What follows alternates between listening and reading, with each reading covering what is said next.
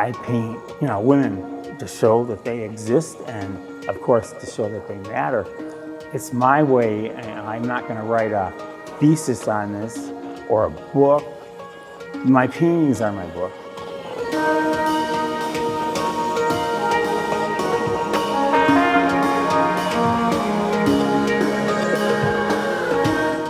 I became an artist in 1968 and was enthralled with lithography, and it's like one of my first classes was lithography, and I got into all kinds and phases of printmaking. And for some reason, I don't know if it's a case of dyslexia or what, but I just was used to everything that went on in the procedures of printmaking, and I just threw myself into it. I never thought I was taking the hardest printmaking course you could take, because I was terrible in school in physics and chemistry. But I loved it and loved the whole physical thing to it. And I did it for like 4 or 5 years really strong. And one day, I started to paint on canvas, and I couldn't get my pictures to look like my lithographs or vice versa. And I ran out of materials, and I was in my studio in Detroit, Michigan, in old cleaners, dry cleaners. And it's in the summer. I got up, it was like 6:30 in the morning. I made myself a cup of coffee, and I saw these doors and windows we had collected in the alley for God knows what we were going to use them for in the studio. I thought, well, maybe I could draw on paint on the wood or the glass that's in the frames, because I didn't have any canvas left or any materials, just paint. I put it against the wall and I started to paint.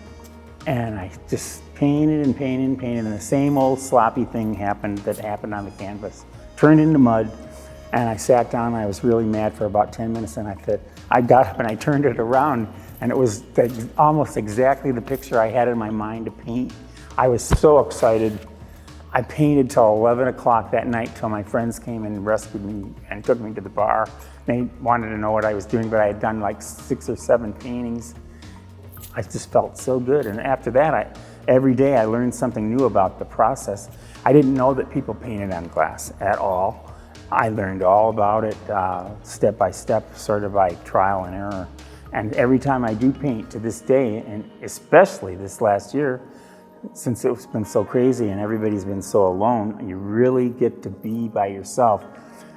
And I learned a lot more stuff about the way I paint, and it disturbs me when I paint, and it disturbs people that look at it. So I figure that's a good thing.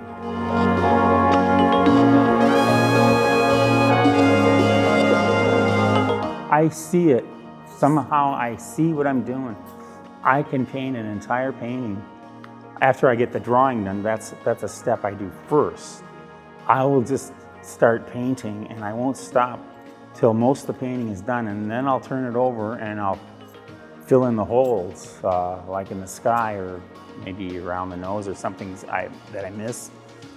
Once you put the back on, everything comes, or the background also, it just pops, And if it doesn't, then I didn't do my job.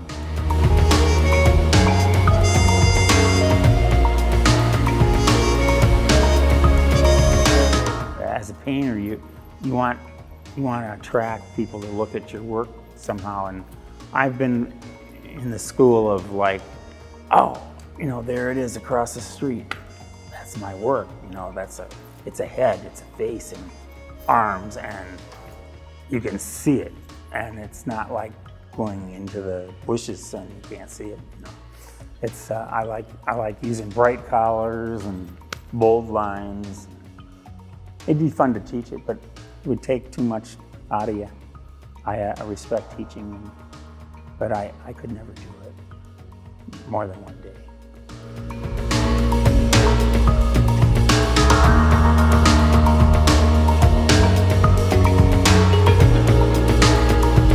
The thing is that if you're painting your butt off, you realize you can't just find materials after a while. You have to invent them or have them built. And I've had times where I went into a frame shop and said, make me 12 of these and 12 of these and 12 of these, and I just paid them cash.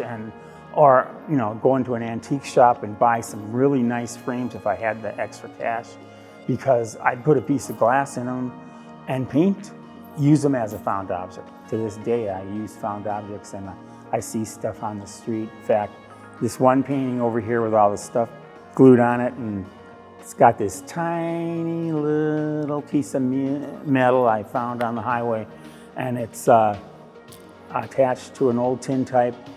If you look really closely, it looks just like Moby Dick.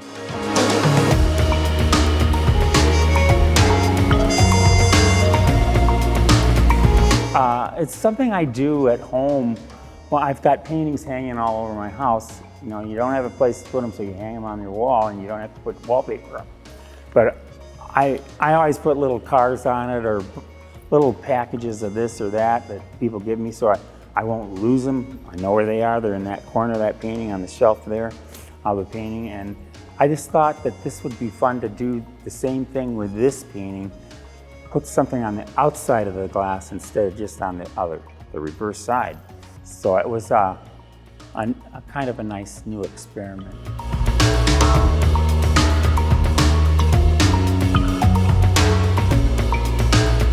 Oh yeah, well, people misinterpret what I do and how I feel about women. Women today, right now, this minute, are going through this thing where they hate. They hate because people are not treating them as equals. They're not paying them. Women want to be treated like everybody else. And I've always related to women all my life. And I paint, women to show that they exist, and of course to show that they matter.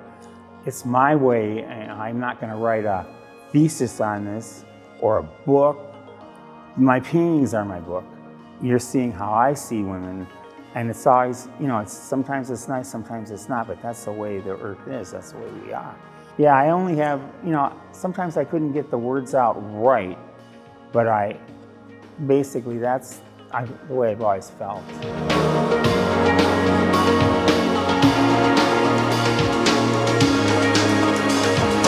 I'm looking at this group picture of me at this summer school of painting that I had a scholarship to, and there was about 90 people sitting on a front porch on the roof of this house, and it was a picture that had been taken, and they were getting back to me about who the people were in the picture, and I was looking at them and I go, oh my God, I know some of these people, I remember them, and it was 48 years ago.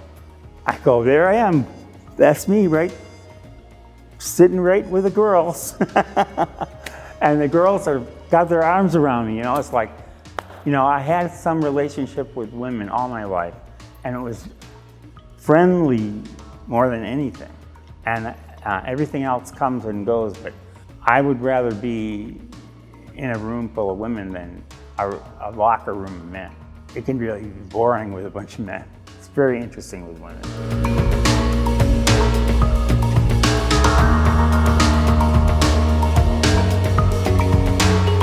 I don't use life models. I didn't like it when I was in school.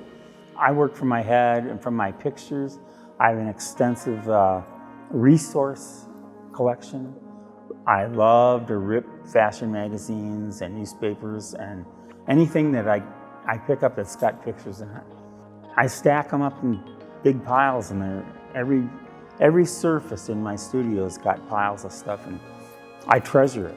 It's my treasure. I love going through them and looking at them and getting ideas. And if I need an idea, I look through like I have the face and the head and the body, and I want to put clothes or some kind of background in the picture. And that's what the resource material helps me. And I don't have to go out, don't have to talk to anybody usually. Once in a while, if I do a piece that I'm worried about, I'll ask my beautiful wife, Mary Josephson, to give me some advice, like, what do you think? And she says, don't do anything else. It's done. You got it. Looks great, you know. And I do the same for her.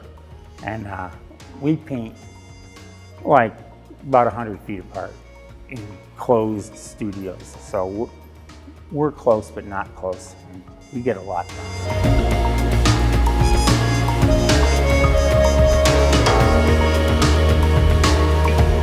Now this is something everybody should know if they're working in arts or they're a singer or a writer.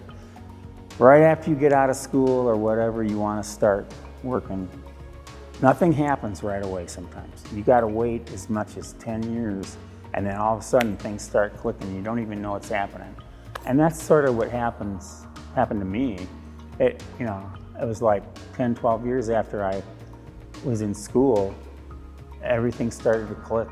And when people started to buy artwork I never thought would happen, realized maybe I don't have to work this job in the warehouse or driving a truck or something. And I'd rather work hard pushing frames of my paintings around, and getting paint all over me.